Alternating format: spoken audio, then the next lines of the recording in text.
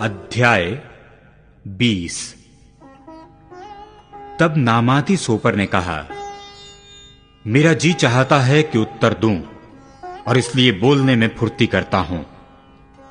मैंने ऐसी चितौनी सुनी जिससे मेरी निंदा हुई और मेरी आत्मा अपनी समझ के अनुसार तुझे उत्तर देती है।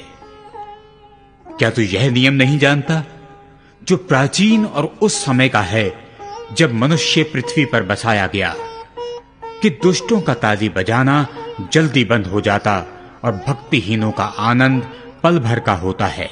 चाहे ऐसे मनुष्य का महात्म्य आकाश तक पहुंच जाए और उसका सिर बादलों तक पहुंचे, तो भी वह अपनी विष्ठा के समान सदा के लिए नष्ट हो जाएगा।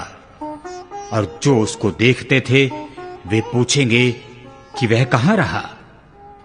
वह स्वप्न के समान लोप हो जाएगा और किसी को फिर ना मिलेगा। रात में देखे हुए रूप के समान वह रहने ना पाएगा।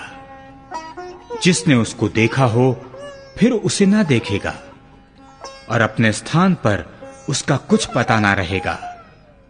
उसके बाल बच्चे कंगालों से भी विनती करेंगे और वह अपने ही हाथों से अपना माल लौटा देगा। उसकी हड्डियों में जवानी का बल भरा हुआ है, परंतु वह उसी के साथ मिट्टी में मिल जाएगा।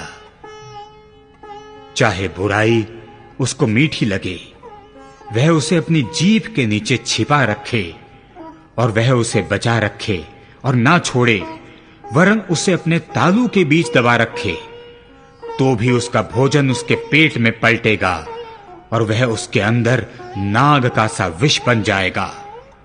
उसने जो धन निगल लिया है उसे वह फिर उगल देगा। परमेश्वर उसके पेट में से निकाल देगा।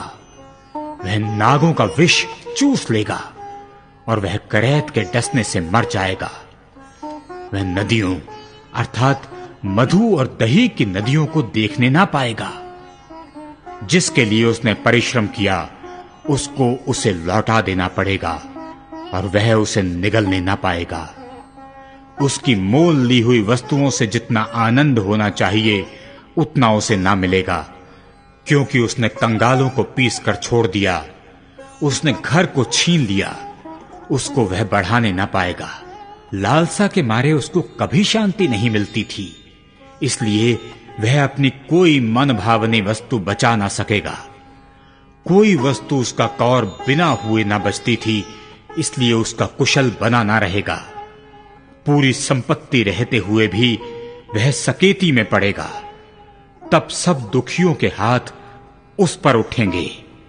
ऐसा होगा कि उसका पेट भरने के लिए परमेश्वर अपना क्रोध उस पर भड़काएगा और रोटी खाने के समय वह उस पर पड़ेगा। वह लोहे के हथियार से भागेगा और पीतल के धनुष से मारा जाएगा। वह उस तीर को खींचकर अपने पेट से निकालेगा।